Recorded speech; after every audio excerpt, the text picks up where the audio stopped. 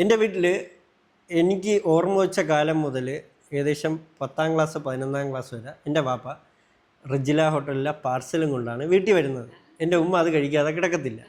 സത്യാവസ്ഥയാണ്. Dinner Rajila ഹോട്ടലിലാണ്. ഏറ്റവും കൂടുതൽ mutton കഴിച്ച വ്യക്തികൾ നമ്മളായിരിക്കും. വാപ്പ നമ്മളെ ട്യൂഷൻ ക്ലാസ്സിൽ നിന്ന് രാവിലെ 4:30 വീട്ടിൽ നിന്ന് കൊണ്ടുപോകും. ട്യൂഷൻ ക്ലാസ്സിൽ കൊണ്ടുപോകും. ട്യൂഷൻ ക്ലാസ്സിൽ ഗുരുകുല വിദ്യാഭ്യാസമാണ്.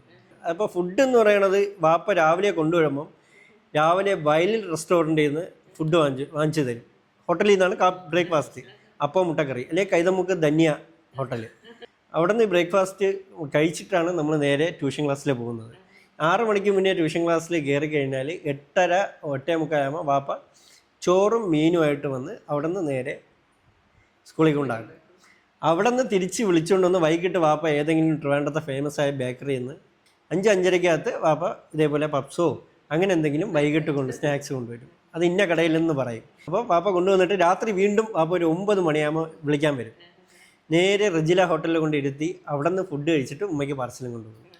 ഇതാണ് ആ ഒരു കുട്ടിക്കാലത്ത് വന്നത്.